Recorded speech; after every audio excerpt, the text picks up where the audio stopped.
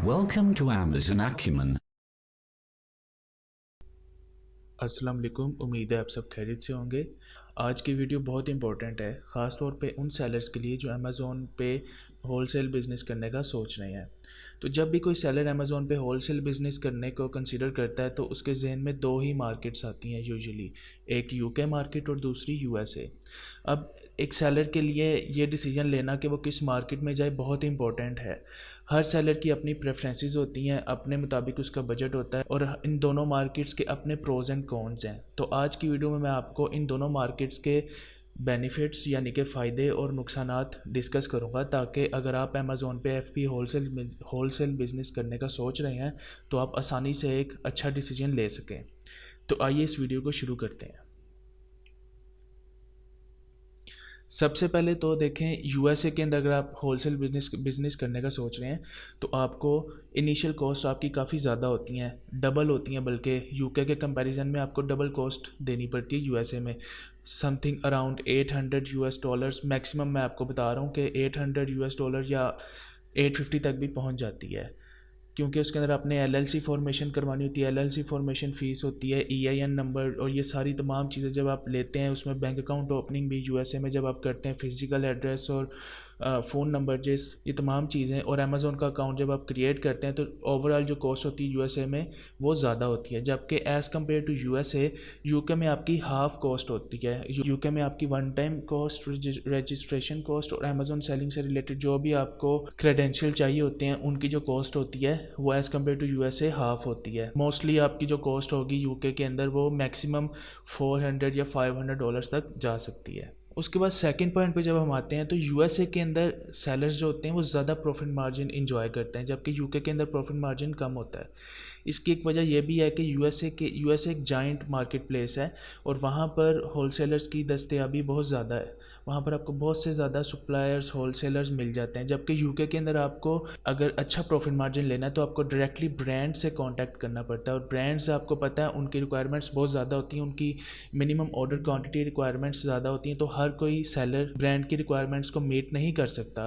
तो इसलिए काफ़ी सेलर्स को मुश्किलात होती हैं ब्रांड से डायरेक्टली अच्छा प्रॉफिट मार्जिन में प्रोडक्ट्स लें। तो इसलिए प्रेफरेबल यही होता है, मोस्ट ऑफ द सेलर्स यही प्रेफर करते हैं कि होलसेलर से प्रोडक्ट्स प्रोक्योर की जाएँ और मुख्तलिफ प्रोडक्ट्स जो हैं वो एक ही होलसेलर से लेके उनको सेल किया जाए, ताकि हर प्रोडक्ट पे एक अच्छा प्रॉफिट कमाया जा सके। तो इस सिलसिले में अगर देखा जाए तो यूएसए मार्केट काफ़ी बेहतर है, वहाँ पर काफ़ी आपको होलसेलर मिल जाते हैं और सप्लायर भी मिल जाते हैं जो कि मुख्तलिफ ब्रांड्स की प्रोडक्ट सेल करते हैं, और आप एक ही होलसेलर से मुख्तलिफ 3-4 प्रोडक्ट्स जो हैं वो अच्छी क्वांटिटी के अंदर अमेज़ोन पे सेल कर सकते हैं। जबकि यूके के अंदर अगर आप ऐसे होलसेलर देखेंगे तो वो बहुत कम है और प्रॉफिट मार्जिन्स भी बहुत कम है। ये मैं आपको आगे एक्सप्लेन करूँगा कि किस तरीके से यूके के अंदर प्रॉफिट मार्जिन आपको कम मिलता है और यूएसए के अंदर प्रॉफिट मार्जिन क्यों ज़्यादा है। तो ये जो थर्ड पॉइंट है ये मैं आपको एक्सप्लेन कर चुका हूँ अभी के यूएसए के अंदर आपको होलसेलर बहुत ज़्यादा मिल जाते हैं। अब आप यहाँ पर देखिए, सबसे पहले आता है ब्रांड। आपका गोल हमेशा ये होना चाहिए कि आप ब्रांड से डायरेक्टली प्रोडक्ट्स लें, क्योंकि ब्रांड आपको एक अच्छा प्रॉफिट मार्जिन देगा। आपका प्रॉफिट मार्जिन ज़्यादा होगा तो ऑब्वियसली आपका रिटर्न ऑन इन्वेस्टमेंट भी ज़्यादा होगा। लेकिन होता यह है कि ब्रांड की रिक्वायरमेंट्स बहुत ज़्यादा होती हैं। मोस्टली जो ब्रांड्स होते हैं वो कहते हैं कि आपको ब्रांड्स की एनुअल सब्सक्रिप्शन लेनी पड़ती है। उसके अंदर ब्रांड आपको एक अमाउंट बताता है, उस अमाउंट के अंदर अंदर आपको ब्रांड से ख़रीदारी करनी पड़ती है आइटम्स को रीसेल करने के लिए, और आपको उनके मिनिमम ऑर्डर क्वांटिटी भी मीट करनी पड़ती है। जिस तरह बहुत से जॉइंट ब्रांड्स की ये रिक्वायरमेंट्स होती हैं कि आप उनसे साल के दौरान तकरीबन 500 से 600 या 1000 यूनिट जो हैं वो लें। अब एक सेलर के लिए अब बहुत से ब्रांड की ये रिक्वायरमेंट होती है कि आप उनसे बल्क में आइटम्स लें, और बल्क बल्क से मुराद है 5000 2000 भी एक साल के अंदर कुछ ब्रांड्स कहते हैं कि आप हमसे इतनी इतनी क्वांटिटी उठाएं। लेकिन अगर आप नए नए सेलर हैं तो मोस्टली जब आप इनिशियली अपना बिज़नेस होलसेल शुरू करते हैं आपके पास इतनी इन्वेस्टमेंट नहीं होती। आपका गोल ये होता है कि आप पहले टेस्टिंग करें मुख्तलिफ आइटम्स को, उनको टेस्ट करके फिर आप एक आइटम फाइनलाइज करते हैं, तो उसको फिर आप बल्क में मंगवाते हैं। तो डायरेक्टली ब्रांड से मंगवाने में और होलसेलर से मंगवाने में काफ़ी डिफरेंस है। होलसेलर जो होते हैं वो डिफरेंट ब्रांड्स के आइटम्स को रखते हैं और होलसेलर्स की कोई इतनी ज़्यादा मिनिमम ऑर्डर क्वांटिटी नहीं होती। आप एक होलसेलर से एक प्रोडक्ट के 50 यूनिट भी मंगवा सकते हैं, 30 यूनिट भी मंगवा सकते हैं, और आप चाहें तो इससे ज़्यादा भी मंगवा सकते हैं। तो शुरू में होलसेलर से या डिस्ट्रीब्यूटर से जो होता है प्रोडक्ट्स लेना इजी होता है, आप इजीली बिजनेस भी कर सकते हैं, प्रॉफिट मार्जिन भी अच्छा इंजॉय कर सकते हैं। होलसेलर स्लाइटली कम प्रॉफिट मार्जिन देते हैं ब्रांड से। तो यूके के अंदर सिनेरियो ये है कि यूके के अंदर होलसेलर्स आपको इतनी आसानी से नहीं मिलते, आपको डायरेक्टली ब्रांड से कांटेक्ट करना पड़ता है, और अगर होलसेलर्स हैं भी वहाँ पर तो प्रॉफिट मार्जिन बहुत ही ज़्यादा कम है। तो ये फोर्थ पॉइंट भी मैं अभी आपको डिस्कस कर चुका हूँ, जिस तरह मैंने आपको एक्सप्लेन किया कि सेलर्स जिनकी इन्वेस्टमेंट कम है, ऊपर वाले 3 पॉइंट्स को जब मैंने आपको डिस्कस किया तो फोर्थ पॉइंट भी आपको इजीली समझ में आ जाएगा कि जो वो कि यूएसए के अंदर वो सेलर्स जिनकी लो इन्वेस्टमेंट है, जो $6,000 में बिज़नेस करना चाहते हैं, अमेज़ोन पे होलसेल बिज़नेस करना चाहते हैं, वो लोग भी अच्छा प्रॉफिट इन्जॉय कर सकते हैं, जबकि यूके के अंदर इतने इन्वेस्टमेंट के साथ एक अच्छा प्रॉफिट मार्जिन इन्जॉय करना बहुत मुश्किल होता है। इस फिफ्थ पॉइंट से आपको पता चल जाएगा कि मैं ऊपर जो बात कर रहा था कि आपको कम प्रॉफिट मार्जिन मिलता है वो क्यों मिलता है। देखिए यूएसए के अंदर जब आप किसी भी होलसेलर से प्रोडक्ट्स लेते हैं तो आप उसको रीसेल सर्टिफिकेट दिखाते हैं। रीसेल सर्टिफिकेट का फ़ायदा यह है कि आपको टैक्स नहीं पे करना पड़ता, आप होलसेलर से जो भी प्रोडक्ट्स ले रहे हैं उनके ऊपर आपको टैक्स पे नहीं करना पड़ता, आपको टैक्स एग्जेम्पशन मिल जाती है, और आपके प्रॉफिट मार्जिन कैलकुलेशन के अंदर उन प्रोडक्ट्स का जो टैक्स होता है वो इंक्लूड नहीं होता, क्योंकि आपको वो पे ही नहीं करना होता। तो इस तरीके से आपका ऑटोमेटिकली प्रॉफिट मार्जिन ज़्यादा हो जाता है। जबकि यूके के अंदर आपको वैट पे करना पड़ता है।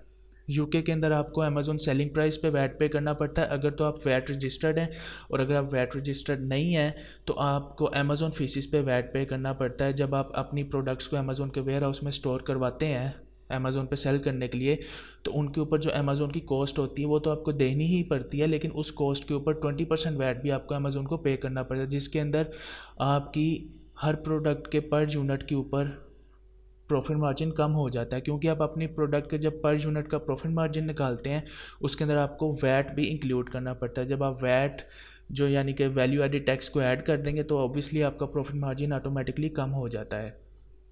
एक और चीज़ इसमें इंपॉर्टेंट ये है कि जब आप होलसेलर से भी यूके के अंदर जब आप किसी भी होलसेलर से अपनी प्रोडक्ट सोर्स कर रहे होते हैं तो आपको होलसेलर की प्राइस के ऊपर भी वैट पे करना पड़ता है। इसकी मिसाल मैं आपको देता हूँ कि मिसाल के तौर पे अगर आप किसी होलसेलर से यूके में 14 पाउंड्स की एक प्रोडक्ट सोर्स कर रहे हैं तो उस 14 पाउंड्स के ऊपर आपको वैट पे करना पड़ेगा उस होलसेलर को, यानी कि 14 पाउंड तो आपको अलग पे करना पड़ेगा, उस 14 पाउंड का 20% वैट भी आपको उस होलसेलर को देना पड़ेगा। तो ये तमाम कैलकुलेशन यूके मार्केट के अंदर सेलिंग करते वक्त आपको प्रॉफिट मार्जिन के अंदर ऐड करनी पड़ती हैं, जिससे आपका प्रॉफिट मार्जिन खासा कम हो जाता है। तो इस कंपैरिजन को अगर देखा जाए तो यूएसए के अंदर आप अच्छा प्रॉफिट मार्जिन इंजॉय कर सकते हैं, आपको होलसेलर्स भी काफ़ी मिल जाते हैं, आपको एक प्रोडक्ट के 3 से 4 होलसेलर्स इजीली मिल जाते हैं जो आपको अच्छी प्राइस में प्रोडक्ट्स ऑफर कर रहे होते हैं। आपके पास ऑप्शन ज़्यादा हैं होलसेलर्स की यूएसए के अंदर, जबकि as compare to this UK में आपको एक प्रोडक्ट के इतने ज़्यादा होलसेलर्स नहीं मिलते।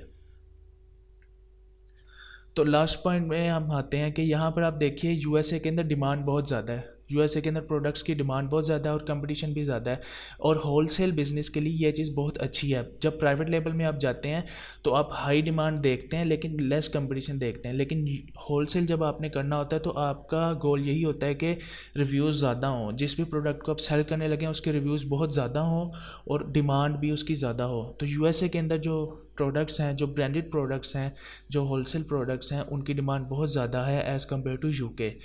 ये मैं अमेज़ोन की बात कर रहा हूँ। यूके के अंदर डिमांड जो है वो दूसरे प्लेटफॉर्म्स पे ज़्यादा है होलसेल प्रोडक्ट्स की, लेकिन अमेज़ोन के ऊपर as compare to USA UK के अंदर थोड़ी कम डिमांड है।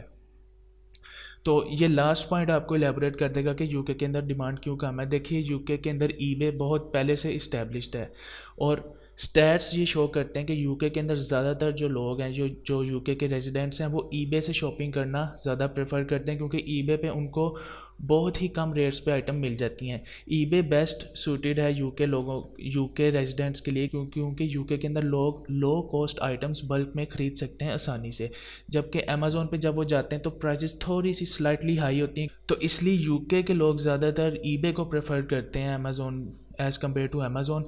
जबकि यूएसए के अंदर आपको पता है यूएसए के अंदर अमेज़ोन शुरू से इस्टेब्लिश्ड है, तो यूएसए के अंदर तो अमेज़ोन पे सेलर्स जो है वो काफ़ी अच्छा प्रॉफिट मार्जिन इंजॉय करते हैं।